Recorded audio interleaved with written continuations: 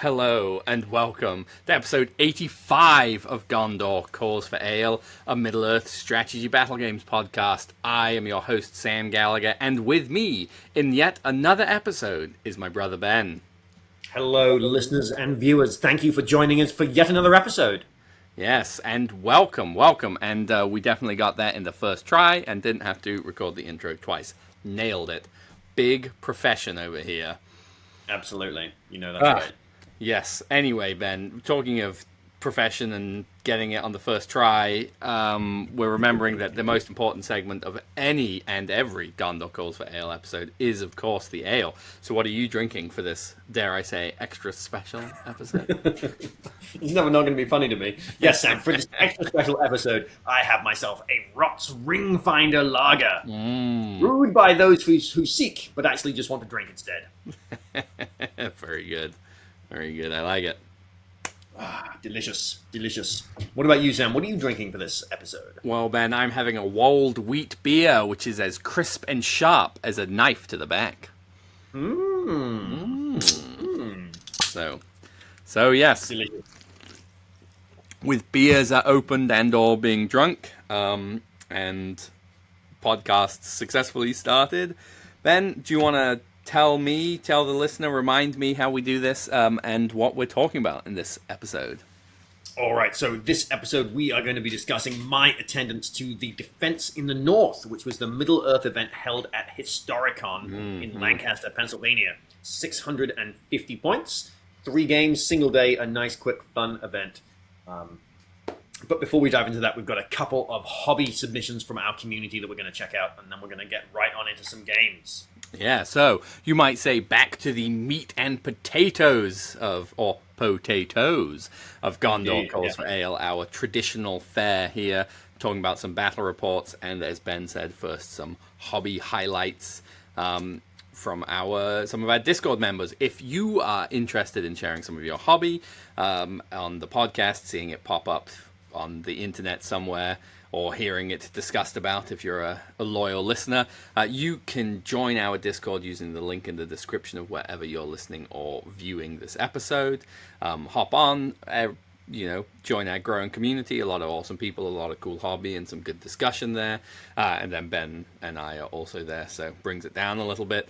But we try and put out a call before we record any episode, just saying, hey, if you want to show something off, send it in to this channel.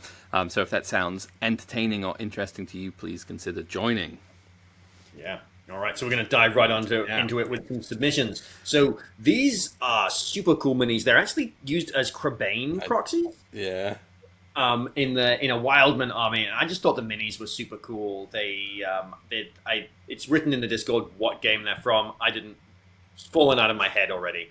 But I thought that they made for super cool proxies, and we've been having this big discussion about the Crabane on the Discord channel, and so someone posted these saying that this is what he'd been using while he was waiting for his actual Crabane models to arrive. So anyone grumbling about proxies, grumble, not that I think anyone probably is. Here are his actual Crabane models that he's got to go with the army as well. Yeah. I mean, I actually really like the actual Crabane models. I also really like the proxies. They make me think of what's that game? It's made by the people who made. It's like very Dark Souls, where you're like a shinobi, and anyway, you fight. Shadows Die Twice. Yes, yeah. Sekiro Shadows Die Twice. Yeah. Fun game, but there are like weird crow people who sort of jump at you and have wings and claws on their feet kind of thing, and they made me think of that, so I enjoyed that. Yeah, I think one of the interesting thing about the Crabane models themselves worth talking about, why we've got 4 lovely bases worth of Crabane on the screen. I think the official pictures from Games Workshop kind of do them a disservice, and I actually think they're a really hard model to photograph, because you kind of have to see them top down to see the birds, but then it's a weird shot when every other GW model is like pretty much straight on, and on the straight on pictures they kind of look like snakes in a tree. Wiggly lines. So if you haven't actually seen or used any of the official ones, they're actually really cool. Yeah, we had some discussions about 3D prints for other ones as well, and apparently someone was saying that they're often either like way too detailed and too too Yeah. fine, which makes them very delicate 3D prints, or much too basic and uninteresting. So. Yeah, and I think the GW ones actually strike a really nice balance between being like enough of them to kind of feel like a swarm, like a swarm of birds or a flock of birds, and not like a weird amalgam. Like you look at the bat swarms, if you like actually look at those models, Right. while I don't hate them, there are just kind of like wings that aren't attached to anything.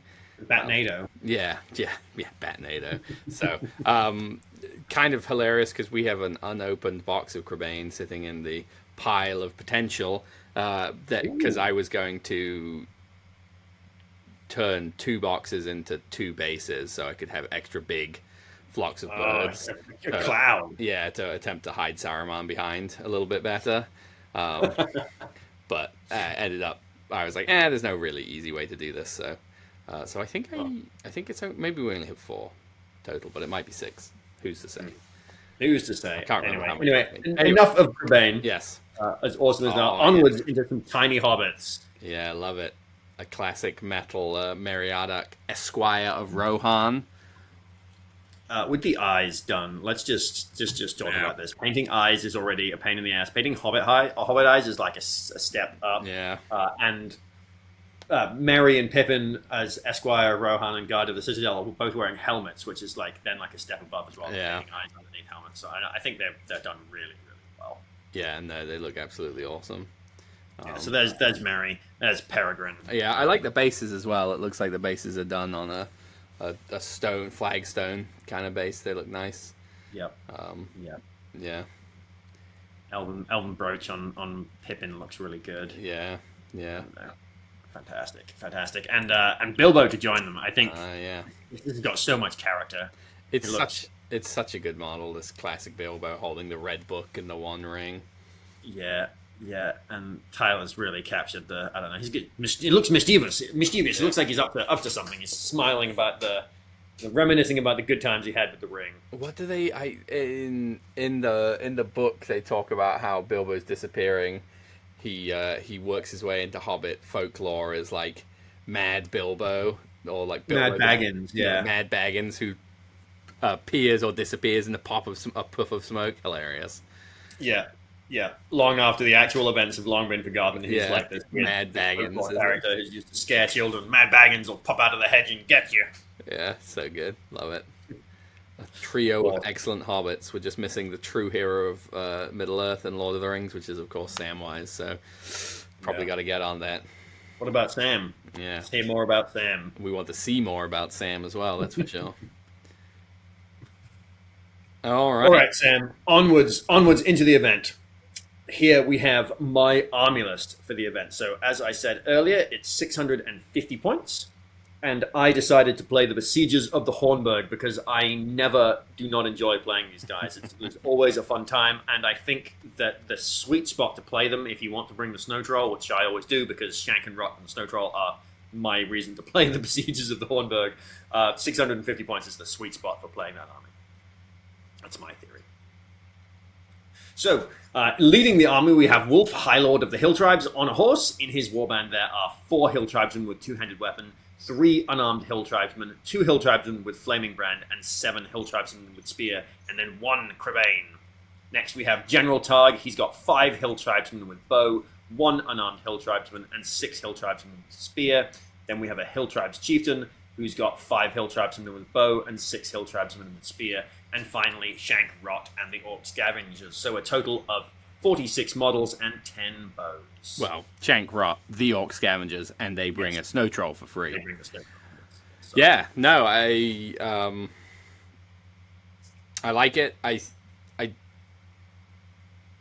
do think there's probably room for, putting another bird in there. I think they're the kind of thing. I mean, it's certainly the current thoughts in the community is that, more birds the better. I was watching something featuring a member of the Green Dragon talking about how the rule for Crebain, and I think this was more in association with Army of the White Hand, is one per 100 points. So, but obviously that's a lot of Crebain and 800 points. Yeah. I don't think you necessarily need that, but I do think they're the kind of models that do work better in pairs. Like if you're going to, let's say you're burning supplies, which they can still do, even though they're beasts, you can sort of have two of them staged in between objectives, or you in priority, they have to leave enough models back that you can't charge in. Let's say they leave 2 models back. You can't tag 2 of them and then jump on the objective with the other one. They sort of enable you to drag people around a little bit better in pairs, I think. But I do like the list. I look forward to hearing how it does, Ben. All right, so we're just going to dive right on into round 1. All right. For round 1, we were playing a shiny new scenario, Sam. So new and shiny, we were playing Escort the Wounded. Ooh, very good. I will quickly pull up my match play guide and give us a read through of Escort the Wounded, which is in fact scenario 21. Oh, I was just about to say that, Ben. It is in fact old enough to drink in the United States of America, as it's scenario 21. If you are viewing, you can see the beautiful deployment map. If you're listening, I can either get you a box or describe it to you. A classic joke. We're back, baby. We are so back. No, it is a 12-inch up deployment zones with 6 objectives evenly spaced along the 12-inch mark. So 1 in the center, 1 on either side of that central one. In the opposite corners of your... This is a little hard to describe, actually. So you have sanctuaries in the opposite corners, which what are they? Are they 12-inch? 12-inch bubbles. 12-inch bubbles. So you deploy on the opposite side. You've got 12-inch bubbles in the corners that are your sanctuaries. We have some. We have a game that lasts until one force has been reduced to 25% of its starting number. We have some special rules. I'm going to go over the special rules first, then I'll go over the scoring. We have the Sanctuary. The areas within 12 inches of the corners that are not in a player's deployment zone are considered to be that player's sanctuaries. These are the places where they are trying to get their wounded allies. Would have been easier if I just read that instead of trying to describe it for the first time. But anyway, here we go. And then we have wounded allies. Wounded allies. The objective markers in each player's deployment zone represent wounded allies they are attempting to get to safety. Wounded allies are treated as heavy objects. If during the end phase of any turn, a friendly model is carrying a wounded ally and wholly within a sanctuary, the wounded ally is removed from the battlefield and has been rescued. Models may not carry the opponent's wounded allies under any circumstances. Alright, so we have some objectives. You score 2 victory points for each of your wounded allies that are being carried by a friendly model in your opponent's board half. For each wounded ally that has been rescued, instead you score 4. You score 1 victory point if the enemy army is broken at the end of the game. If the enemy army is broken and yours is not, instead you score 3. You score 1 victory point if the enemy general has been wounded during the game. If the enemy general has been removed as a casualty, instead you score 3. You score 2 victory points if your opponent has no banners remaining at the end of the game. If they didn't have a banner to start with, you automatically score this. So, yeah, as you said, a brand new scenario, Ben. An interesting one that is begging to have cool objective markers made. Oh my god, so begging to have cool objective markers. In fact, I was thinking in one of the boxes you get dead hunter orcs. Yep. So the hunter orcs have got Gundabad Doggoldor, you can use dead hunter orc as an objective, and there's the dead elves as well that come in the Rivendell knife box for Rivendell players. There is also, depending how crazy you want to do, you can do some press molds of a Mumakil base for some That was the next thing I was going to say. If you want to go, if you're truly the most dedicated Iron Hills player, you can buy ogres and get a dead, squashed Iron Hills dwarf for bases. I think they made a set of Easterlings, though I don't think you can get them anymore. Maybe no. I think the Cataphracts actually come with the Easterlings. They come with the dead Easterling, yeah. And there's another one, I think. Do the Ents have an orc? Maybe? A squashed orc on the base. There's got to be a couple of them, a couple of different ones. Plus, there's pure gold for comedy objectives in here somewhere, Yeah. Anyway, so enough about custom objectives. I was playing against Tom, and Tom brought Lurtz's scouts with Lurtz, Ugluk, 2 captains, and 2 banners. All right. All right, so we're going to get right into this. Tom gets the opportunity to choose priority first, gives me priority. I push forwards. He calls 2 marches with both of his captains. We all scoop up our prisoners, our wounded. Sorry, not prisoners. We scoop up our wounded. And he basically splits his army in 2. 1 to the left, 1 to the right, pushing right down the flanks. I get 2 cheeky bow kills this turn, just taking some pot shots at defense for Uruk-hai, because he moved his whole army full. I left some of my bow guys back, took some pot shots, got 2 sneaky kills this turn, which was nice. I take priority next turn and give it to him, and he calls another march with both of his captains. So both of his captains now out of might, but have pushed forwards 22 inches, because movement 8 Uruk-hai plus 3 inches for the march. So they are flying down this board, which brings us into the combat phase of turn 2. So he's moved forwards, he's pushed up, and you can see on my left-hand flank, Wolf is out there. The troll is not there anymore, because in turn 2, Sam, I move forwards with Shank, Rot, and the Snow Troll, and they go into an Uruk-hai. Shank calls a heroic combat. The heroic combat goes off. We kill the Uruk-hai. In fact, Rot kills the Uruk-hai and finds a ring. So first ring of the tournament. Yes. Rot's Ring Finder Lager coming in clutch already. So Shank goes off into another Uruk-hai. Rot goes off into another Uruk-hai. And the Snow Troll, emboldened, recklessly charges into the scout captain that is over there and another one of the Uruk-hai. So the troll is fighting against the scout captain, but the scout captain has got a 2-handed weapon. So he's at -1 to that duel roll. Unfortunately, my troll, true to style, flubbed his fight roll. And was immediately killed by the scout captain and the Uruk-hai. Just took 3 wounds and died on turn 2 as my first casualty. That's brutal. It is brutal. It was a bit rough. But we found a ring. Yeah. But yeah, it was a bit hard to bear. I think the scout captain got the 6 with the 2-handed axe, and then strength 4, wounding on 5s down to 4s. Sure, 2 wounds from the captain. 5. I think. Strength 5. I mean, it's still 5s down to 4s. Yeah. But, I mean, either way, 3 wounds coming through there was a bit. The one off the warrior is a bit unfortunate. Yeah. That's the biggest downfall of the Snow Troll, being defense 6. Strength 4 warriors are a bit scary. Yeah. A bit of a glass cannon. Anyway, so it's top of turn 3. The troll is dead. Tom wins the priority roll and takes priority for himself. And I call a move with my captain, who is sort of behind that house on the left-hand flank there.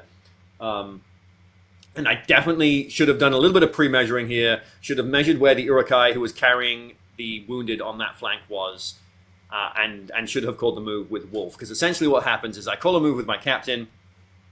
I move up. And I'm not able to pin down the one Uruk-hai that's holding, because Wolf's outside of the captain's range. Not able to pin down the one Uruk-hai who's escorting the wounded, and he has, or the 2 Uruk-hai that are escorting the wounded.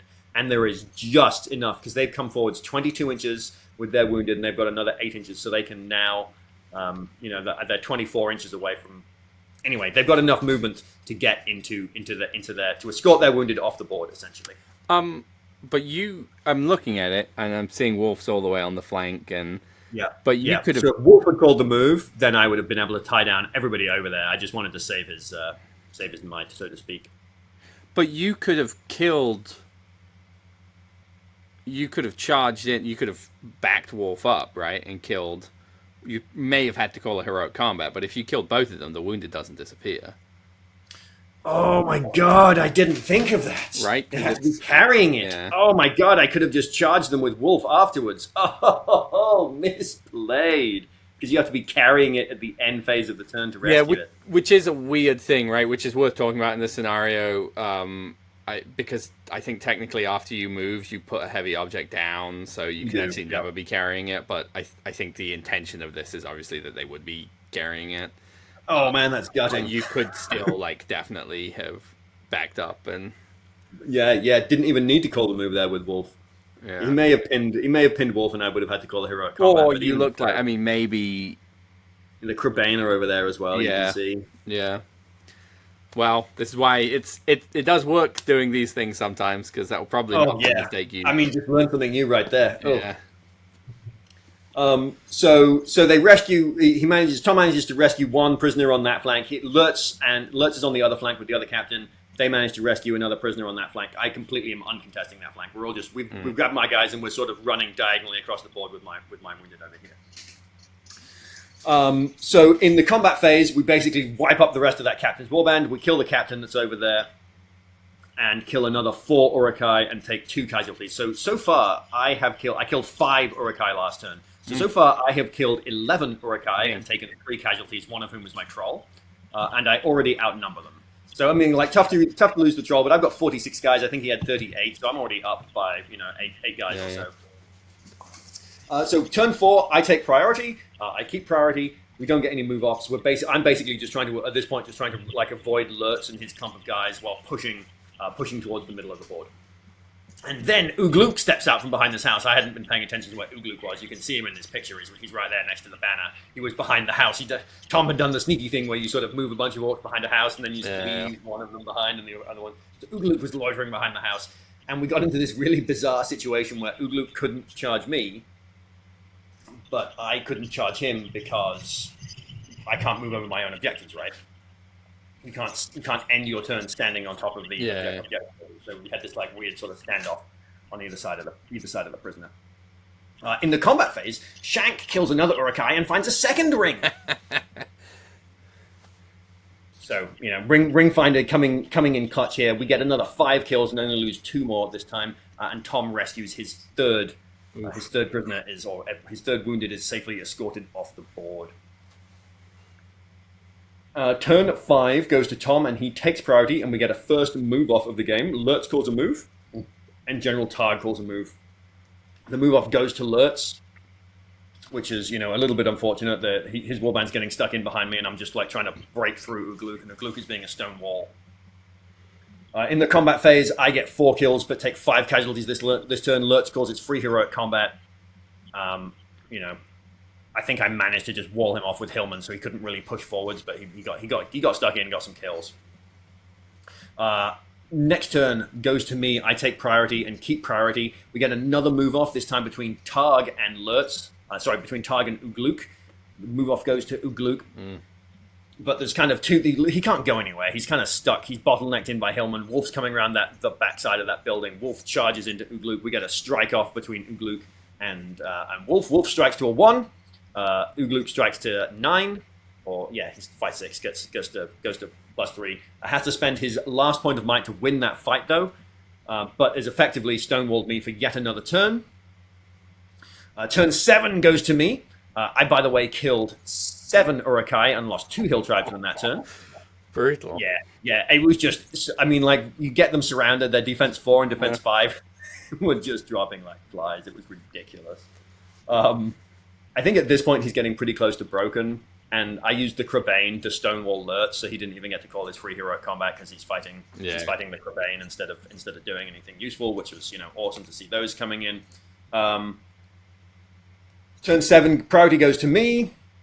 Lurtz calls another move. General Targ is a master of battle. Master of battles that move off of Lurtz. Unfortunately, the move off once again goes to Lurtz. Battle lines re-engage. We get some more combats. Wolf kills Ugluk this turn. We just bring him down. Wolf, we don't even need to strike. Wolf and a pile of Hillmen have him surrounded. And we start to sort of grab our wounded guys and push them towards the back.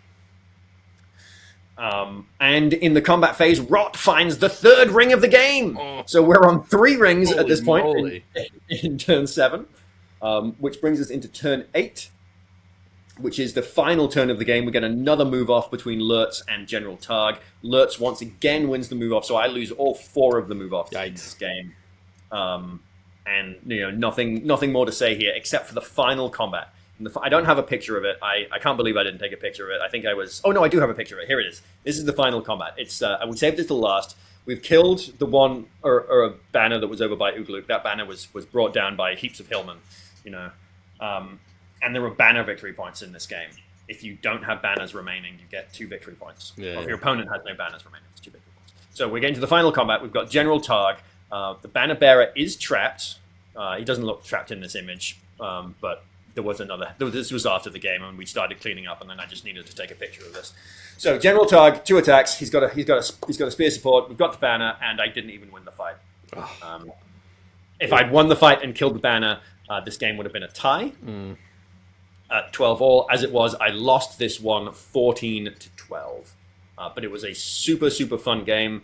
one of the reasons that I always enjoy playing the Sieges of the Hornburg is because I feel like there are so many moving parts and there are so many different things going on in the army that one of them is going to go off and have a great time. And basically, what happened in this game is Shank and Rot slaughtered Urukai and found 3 rings, which was I was having so much fun digging up rings. Yeah.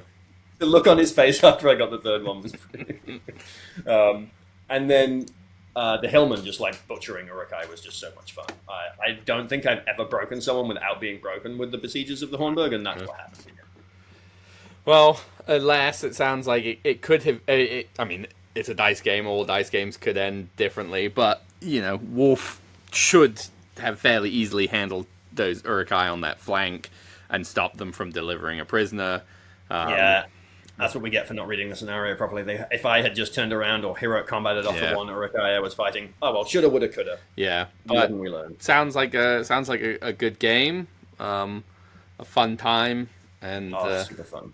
And also unfortunately, like Hill Troll dying to a captain and 2, like maybe next time, or not Hill Troll, Snow Troll. Maybe next time off the heroic combat, you just send them into the captain if you can do that, because that would also be a huge swing the other way, right? Because totally makes sense to make that play, because if you charge into the captain and kill the captain, I guess he's out of might, but so maybe slightly less important. It just seemed like a juicy gimme. Let's just get that 5/5 captain out of there, or 5/5. No, they must be 5/5. Yeah, they're 5/5. Also, as is Ugluk, which you said he struck up to 9, but he can only go up to 8, which is fine, but also explains why.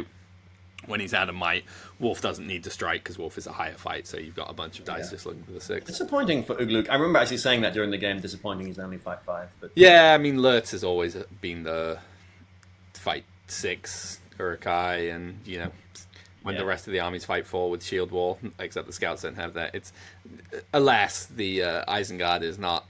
I'm still disappointed and sad for Isengard. I think they're people would argue that they're very good, but that's just running Army of the White Hand with hill tribes, basically. So apparently 8 Crebain. Yeah, and a bunch of Crebain, and maybe some scouts. But Ben, before we move into the second round, I feel I need to speak a little bit more, and I'm going to use this as the perfect time, for no particular reason, to say if you are enjoying this episode or any of our other content, please consider joining our Patreon.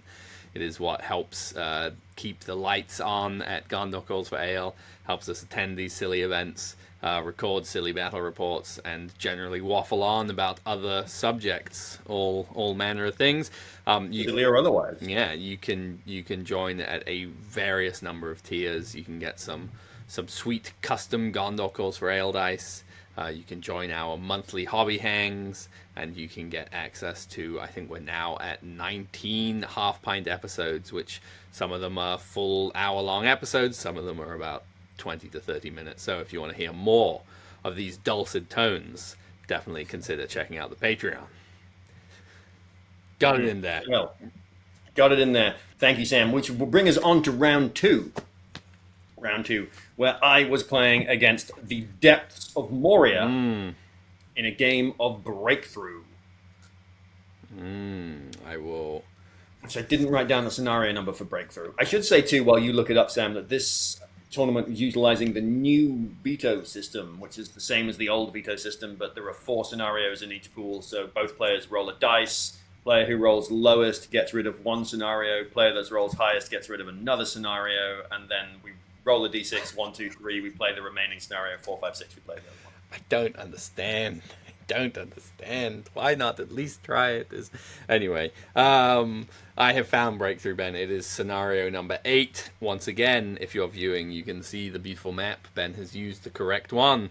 If you're listening, I will get you a box or describe it to you. We have a scenario with 24-inch up deployment zones. There are 4 objectives. Like the 4 pattern on a d6, so 1 in your deployment zone, 1 in your opponent's deployment zone, and 2 on the center line. We have a game, Ben, that lasts until one force is being reduced to 25% of its starting number. We have some victory points here. You score 1 victory point if there are more friendly models than enemy models within 3 inches of the objective marker in your own deployment zone. For each objective marker on the center line, you score 1 victory point if there are more friendly models than enemy models within 3 inches of it. If there's at least one friendly model and no enemy models within 3 inches of the objective market, instead you score 3 victory points. You score 1 victory point if there are more friendly models than enemy models within 3 inches of the objective in your opponent's deployment zone. If there's at least one friendly model and no enemy models within 3 inches of that objective market, instead you score 5 victory points. You score 1 victory point if the enemy general has been wounded at the end of the game. If the enemy general has been removed as a casualty, instead you score 2. You score 1 victory point if the enemy army is broken at the end of the game. If the enemy army is broken and yours is not, instead you score 2 victory points. You score 2 victory points if your opponent has no banners remaining at the end of the game. You score 1 victory point if the model with the highest points cost in your opponent's army that is not their general has been wounded during the game. If the most expensive model that is not their general has been removed as a casualty, instead you score 2 victory points. Oh, that's an interesting one, which we didn't talk about before the game began, and then I had to go find Alisher, the tournament organizer, to get some feedback on. Because in my army, my most expensive piece that I buy is Shankrot and the Snow Troll for 150 points. Yeah. And Alisher said that's what counts. If he needs to get the full victory points, he needs to remove all 3 of them from the board. But to get the 1 victory point, just wounding any of them will do. Exactly.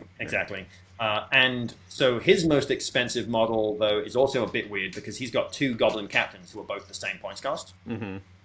So do I just pick one of them at random? Does he nominate one of them at random? I mean, I think I ended up killing one of them, and I claimed the victory points for that one, but it's not 100% clear what happens in the event of a tie.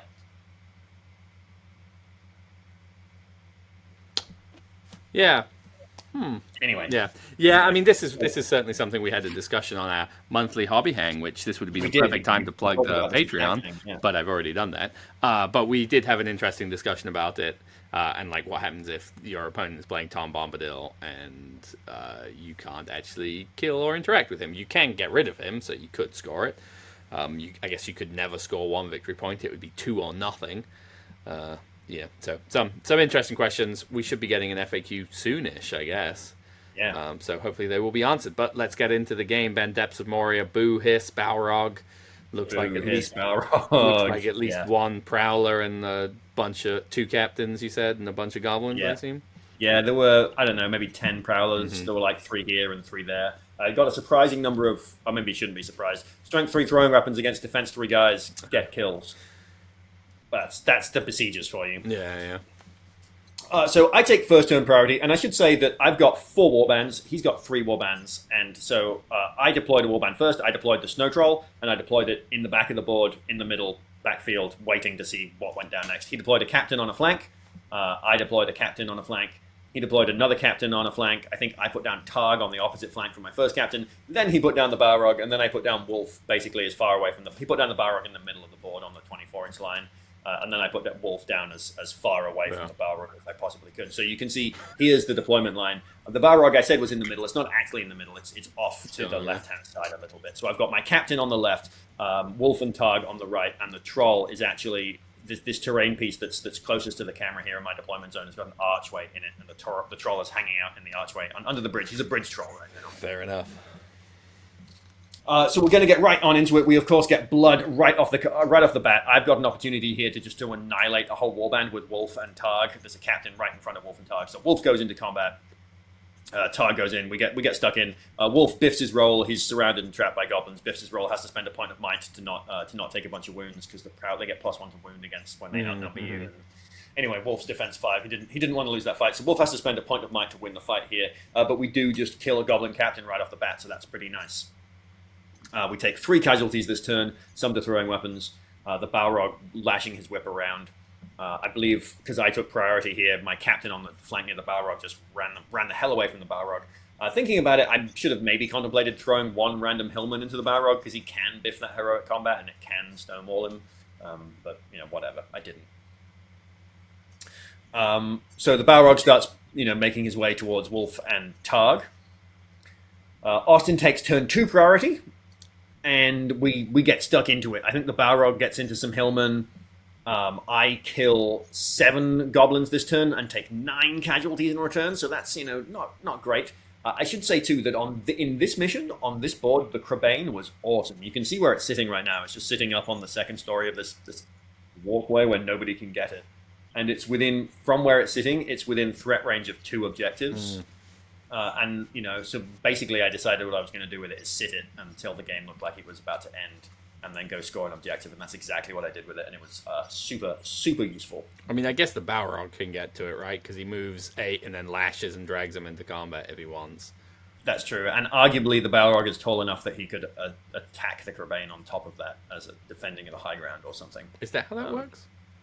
Yes, if you're tall enough, you can, Gotcha. like Treebeard can walk up to the second level of a building and punch you in the face. Yeah. So massive casualties, lots of fighting on turn 2. I take turn 3 priority, and we get a move off between General Targ and one of the Goblin captains. Unfortunately, the move off goes to the Goblins. General Targ is, of course, behind the back ranks, doesn't get tagged. My move goes next, and it's clear where the Balrog's coming. The Balrog's coming for Wolf.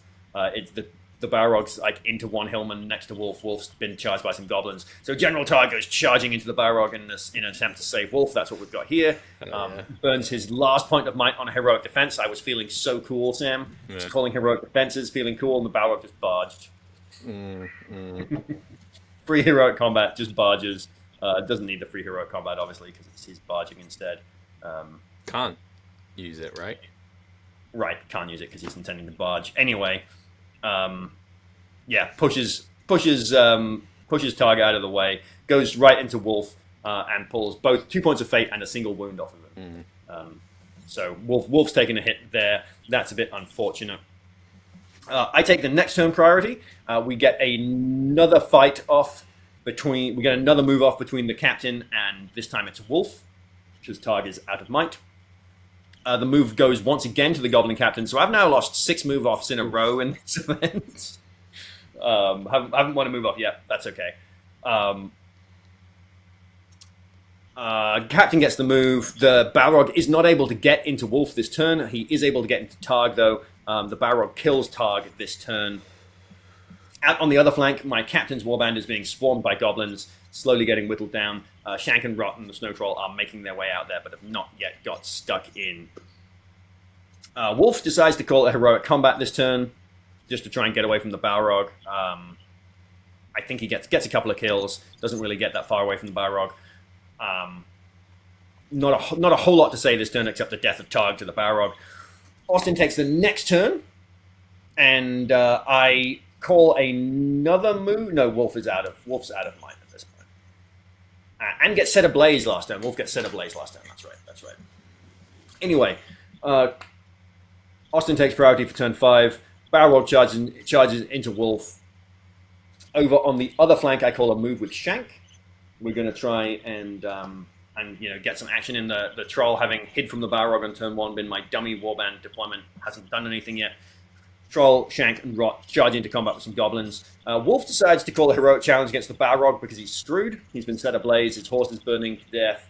So why not? Why not go out in a blaze of glory? So we heroic challenge the Balrog this turn and die terribly to the Balrog. That's fine.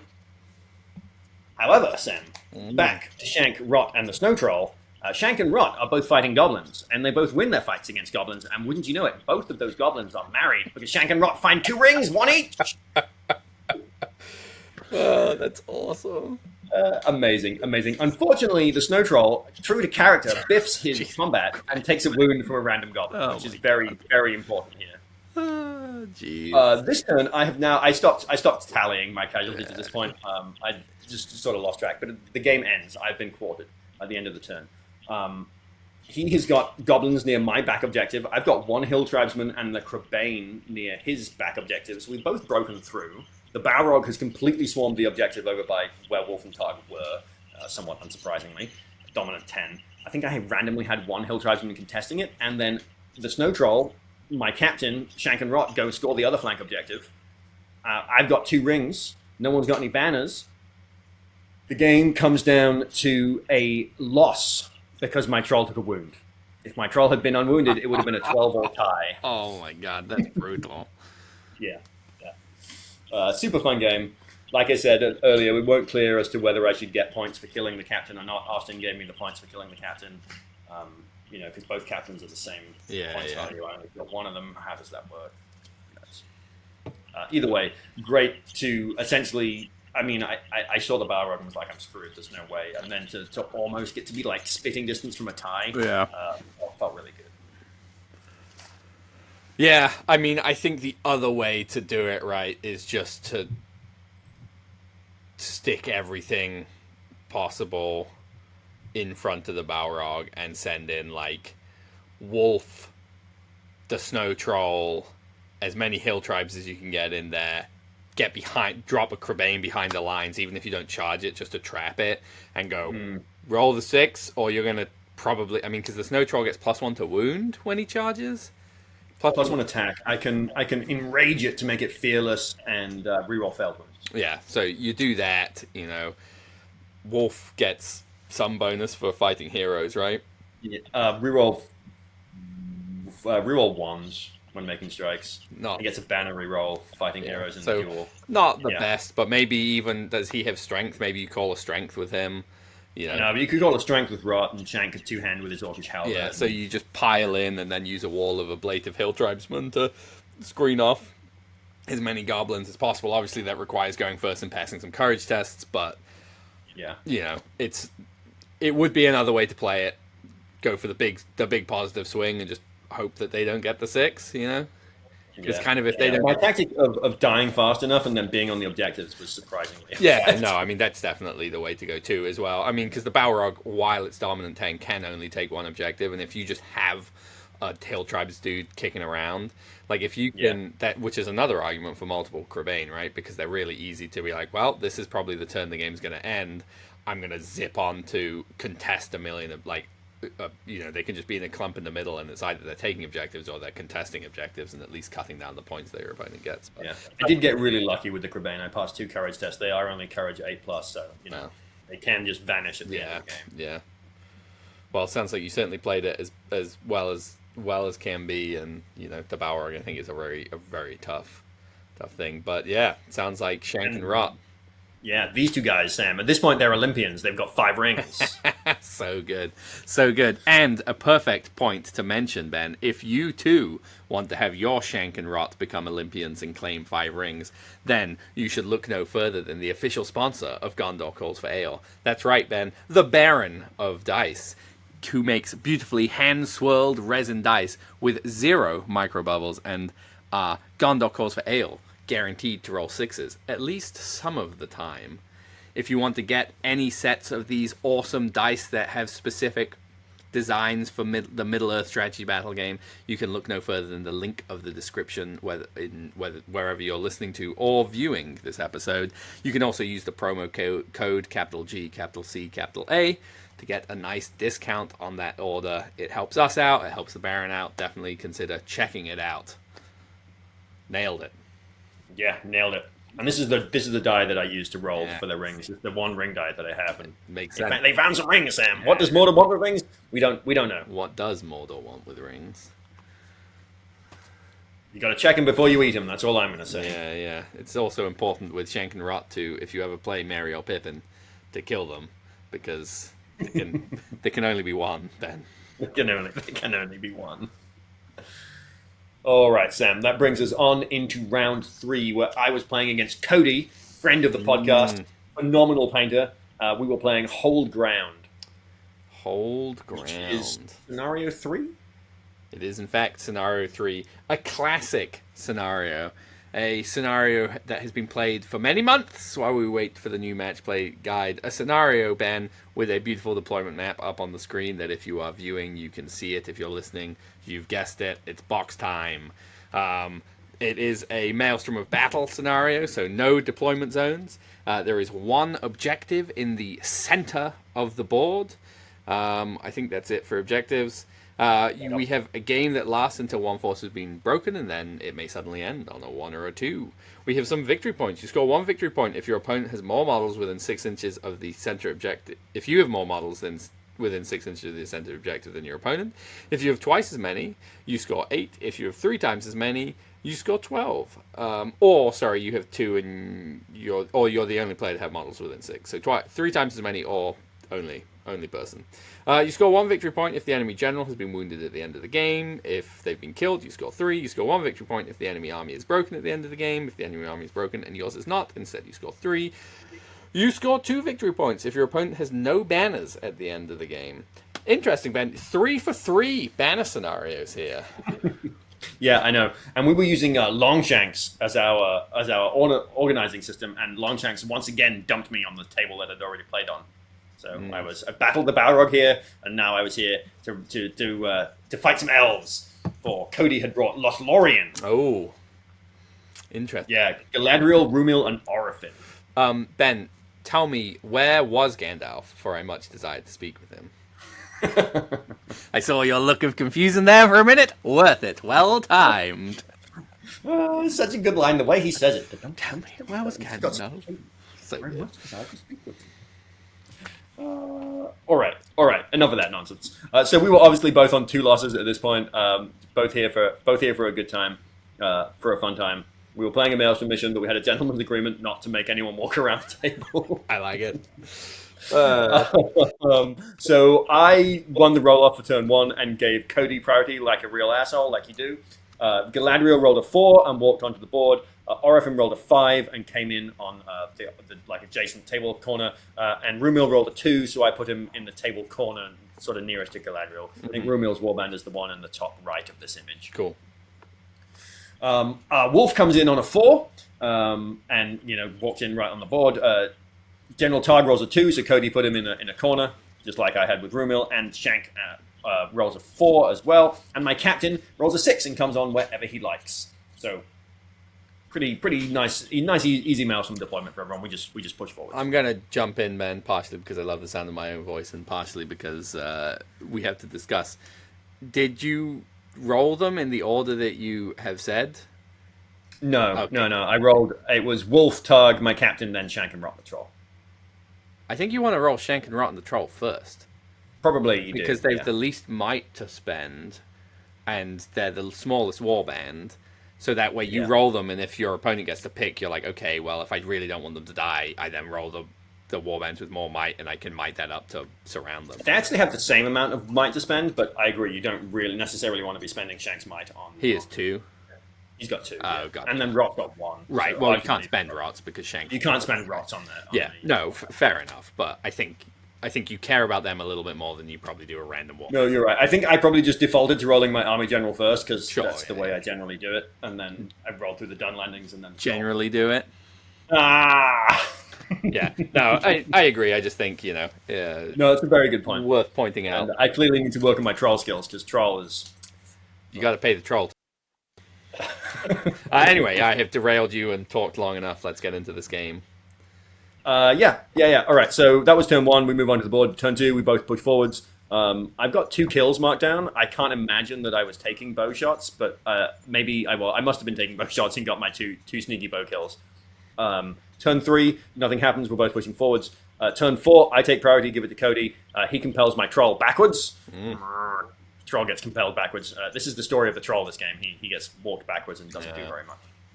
Fortunately, he's a dominant 3 troll, though, and basically ends up spending the game sitting on the center objective. So Sure. he is useful. I take a shooting casualty as well this turn. I take next turn priority, give it to Cody. Troll is not compelled this turn, but it is wounded. There's some dastardly elves that are shooting at my troll. I was like, why are you shooting my troll? You should be killing my guys. You win them on 4s. Why are you shooting my troll? But then my troll took a wound. So, Well, bummer.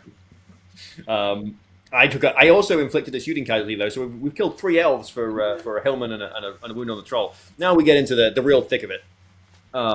Cody gives me priority this turn, and I think he'd been sort of moving up a little bit slowly, taking some shots, and wanted to get his battle line a little bit together. But essentially, it lets me move onto and then over the center objective. And given that my army is really, really good at this mission, because I've got 46 models to plus the dominant 3 on Wolf and the Troll. And the Flaming Brands. And the Flaming Brands. I've only got 2 Flaming Brands, but still, it's not nothing. You can have the Troll and 2 Flaming Brands and have 7 models on that objective, Yeah, geez, I didn't, yeah. So, this is the state of the game at that point. I push forwards. The Troll gets compelled backwards again, or transfixed, possibly. Yeah, no, the troll gets compelled backwards. Shank gets shot at by a bunch of elves, has to spend a point of fate. And the elves do engage us at some point. We do get some fighting here. I kill 2 elves and take 6 casualties in return, so they're definitely coming back at us here. Cody takes the next turn priority, and my captain calls a move, which I get to move first. Lines relock. Galadriel tries to transfix Wolf. Wolf spends 2 points of will and fails to resist, so Wolf is transfixed this turn. And Rumil and Orifim get stuck in at this point and start cleaving their way through Hillman. And over the next, basically what happens is Galadriel either transfixes Wolf or the Troll for the next couple of turns. And Rumil and Orifim kill 2 Hillman a turn for the next couple of turns. I kill a couple of elves. And essentially it's like I kill 2 to 3 elves, take 4 to 5 casualties, and we just get this like grind in the middle of the board. Unfortunately for Cody, my army can totally sustain that for long enough that it's fine. The elves kind of can't. And as the game is coming down, Mike's being spent. Also, I just want to say, like, his army looks phenomenal. The non-metallic metal on the Palace Guard, I like, especially the chainmail, like, really reads, particularly in this shot. I got it from the right angle, but the non-metallic chainmail really reads well. It looked absolutely beautiful, and he did take best, deservedly so. Like, hands down, no competition for best painted good army. I think you mean Guard of the Galadriel Court, I assume. That is what I mean. Pike wielder. Yes. I also love the choice of that Galadriel model. That's the Galadriel from the White Council box set, and it is objectively like it's objectively the best Galadriel model they make, and should be used for any version of Galadriel you play, in my opinion. Yeah. And the yellow is it's a really great shade of yellow. I just really like it. Cody does make some beautiful armies. So there's the troll getting stuck in. He was gonna go wreck Orifim or Rumil, whichever one of the brothers that is. Orifim. Unfortunately, he got transfixed this turn. This is the last turn of the game. However, it left Wolf free and open to call a heroic combat with the Lady Galadriel in his sights. So Wolf calls a heroic combat this turn, has to spend a point of might to win that duel, wins through, kills the 2 Palace Guard that he's fighting, and goes into Galadriel. Called Guard of the Galadriel. Galadriel Court, damn it. I thought about it and still got it wrong. I was like thinking ahead and still got it wrong. So kills the 2 Guard of the Galadriel Court, goes into Galadriel. Galadriel's unarmed. Wolf's got 4 dice. Of course, we win this fight against Galadriel and put 4 wounds on her. She saves 3 of them with fate, but takes 1 wound. And this game ends as a 14-3 victory for the Besiegers of Dornburg. Basically, scads of models in the middle of the board. Yeah. I mean, I think I had like 18 to his. If we go back here, I think Rumil is within 6, and a handful of the other elves are Orifim. But you can see the trolls right there. Well, I've obviously moved Wolf out, but it just kind of wasn't any contest as far as that one. Super fun game though. For my army, kind of the game just sort of played itself, which was quite nice. So the hold ground, in that pool you have hold ground, heirlooms of ages past, sites of power, and command the battlefield. Which one? Do you know which one? Which did you veto? I definitely did not veto sites of power because I wanted to play a new one. I think I probably got rid of heirlooms. Yeah. That makes sense. It was a roll-off between sites of power and hold ground at the end. I do remember that, and we got hold ground instead of sites of power, which is a bummer. Although, like I said, it's the best scenario in that pool for my army. So yeah, it's just interesting. I think if I were playing against that army, I would probably... command the battlefield as control table quarters, right? Which is also a rough one to play against. Yeah. But you probably have a better chance with the elves to overwhelm a table quarter or 2, like to split up and make the hill tribes split up and fight you versus fight them in one big clump where you just have to churn through all of them. So I was just curious to see. Yeah. And it could have been different if the elves had managed to get onto that center objective. I don't think I mentioned it. I did win a move off in this game. I called 3 heroic moves and won one of the move offs there. So I did manage to win a move off. So you're like 9 for 1 or 1 for 9 in move offs or something for the event. Well, awesome. Yeah. So do you have the placings of the event, or I assume you didn't win and therefore who cares? I did not win. Do I still have the? Ooh, I don't think I still have. Not a big deal. It's just a sort of for fun tournament. I don't think it hugely matters if you won. Congratulations. Did David McGarvey? Yes, David McGarvey took first place, Yes. which was awesome. With Rise of the Necromancer, a bunch of spiders, so like wacky Rise of the Necromancer list, which was fantastic. And he had the greatest post in the ASBGA or whatever, where it was like, I don't want to. What the fuck? It was so funny. It was something about not wanting to like toot one's own horn, but he just wanted to like. I'm going to see if I can find it really quick because it made me laugh. Yeah, it was a great event. Yeah, it's he's too modest to. Somebody else posted it. No, maybe he did. He's too modest to brag about himself, but I think we should all congratulate Ted Cantu on his third place finish at Historicon Defense of the North. And it's a picture of David McGarvey holding a first place trophy. So it's very good. But yeah, so I guess Ted came in. So we know two of the placings. So David in first, Ted in third, an undisclosed. I think. The other Ted who is in that crowd placed second. He's also an English expatriate. Other Ted. I don't know that I've met other Ted. I'm buddies with him now. Ted and I check in. Nice. They did a battle of the Teds, and I was rooting for him. Wow. I think because he got second, I think he won. Awesome. Well, yeah. I mean, he was playing, host of Fornost, so a bit of a Buddhist there because that's another Battle of Fornost, but. Battle of Fornost, sure. Yeah, I mean, sounds like a good event. A fun run out for the Besiegers. Cool to play them at a points value you like them at. Cool to. Someone had the Ravagers of the Shire, which took Best Painted Evil Army, which was super cool. Nice little golf thimble and 3 hill trolls. So good. I actually think that list might actually be kind of good, which is funny. I was reading it the other day and I was like, curious, very curious. Sounds like a good event. Sounds like it was fun to attend. Nice to find a bunch of rings. I think that was like, did you find one in the entirety of Adepticon? I found 3, but I found them all in the last game. Yeah. When I was already winning, so it was super cool to find them in games that I was losing and be like, "Oh my god, these rings are going to net me a tie." Yeah, no, that's super cool. Fun. Sounds like fun all around. I was sad to miss it. I'm looking forward to the next event that we will be attending, which will be the day after this episode releases. You can find us at Fords of the Potomac on the 9th of August. And then I think the next one we're attending is, of course, the Nova Open. Where we will be playing both in the doubles and the grand tournament. We are also potentially, I have yet to confirm this with Ben or the tournament organizer, but the hope is to sort of camp out on Thursday as there isn't much going on. There's no Chaos and Ardor or anything, and just sort of like camp out and play some.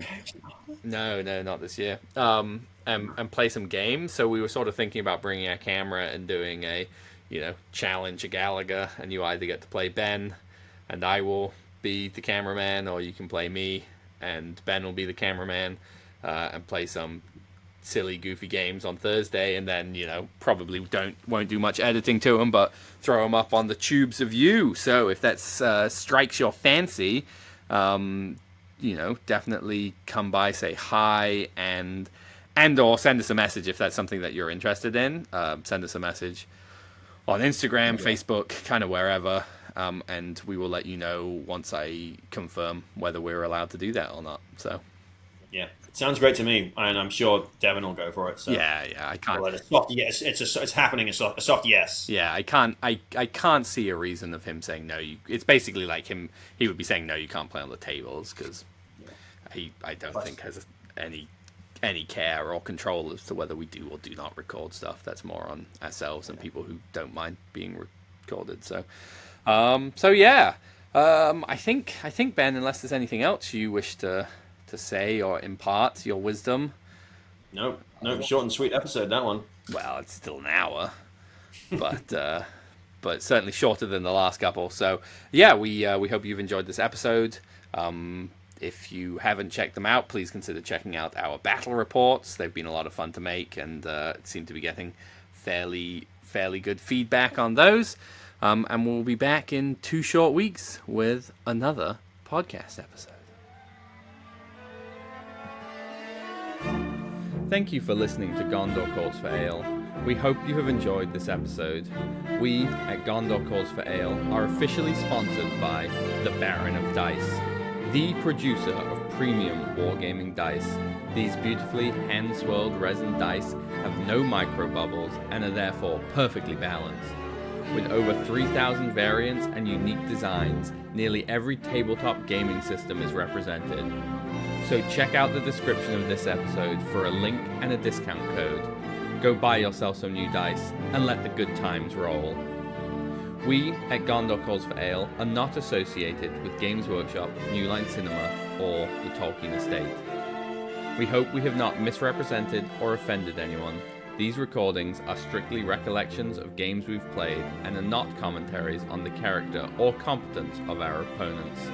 They are intended purely for entertainment, and we hope they will be taken as such.